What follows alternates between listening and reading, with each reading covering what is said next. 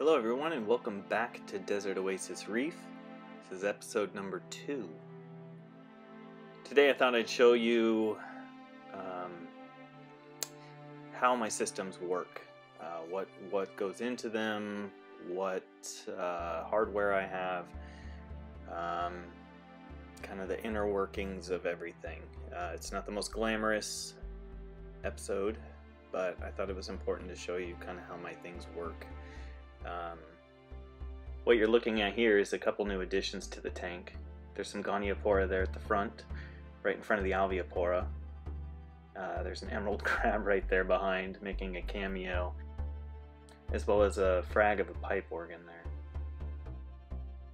So to start things off, I thought I'd start with flow. On one side of the tank I have a max spec XF130 gyre pump. It's an older model, but it still works. So it stays in. I have it on a forward and backward cycle. On the other side I have a Wavelink wave maker pump. It's set up on surge mode. You can see the angle I have that pointed towards the surface. It took a long while to figure out exactly where I wanted my flow, but now that I have it where it's at, everything seems to like it.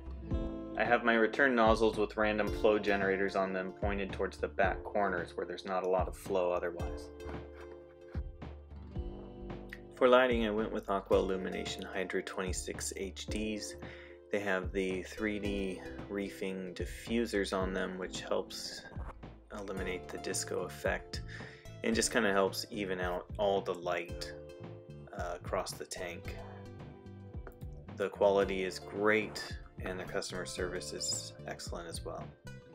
You'll remember I mentioned that this isn't the most glamorous of videos. This is my sump. It's cleaner than some, a lot less organized than others.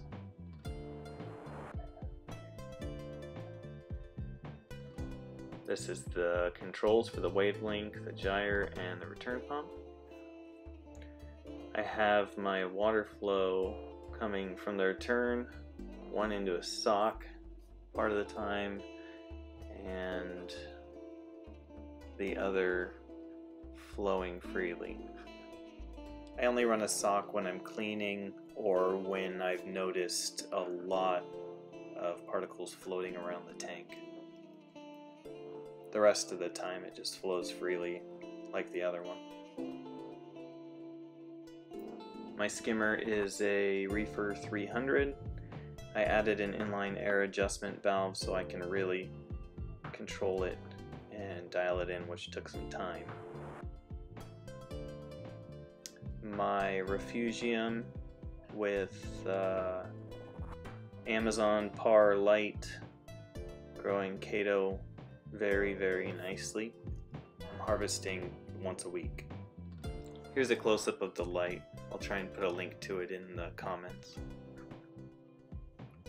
I run an Aquamax reactor with GFO, RoHoPhos specifically, and I wanted to note as well that in the chambers of my tank, including the skimmer and this return chamber, I run power heads just to keep water movement going so that it doesn't go stagnant and there's no film on the top.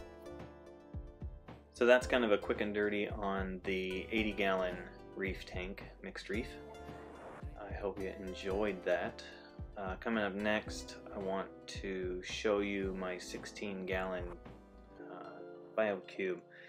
Just has anemones in it.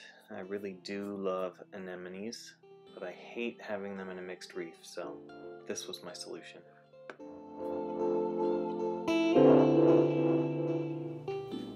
Alright, so here is the BioCube 16-gallon. It's mainly just an anemone tank, just because I hate the warfare between anemones and corals, and I love my clownfish.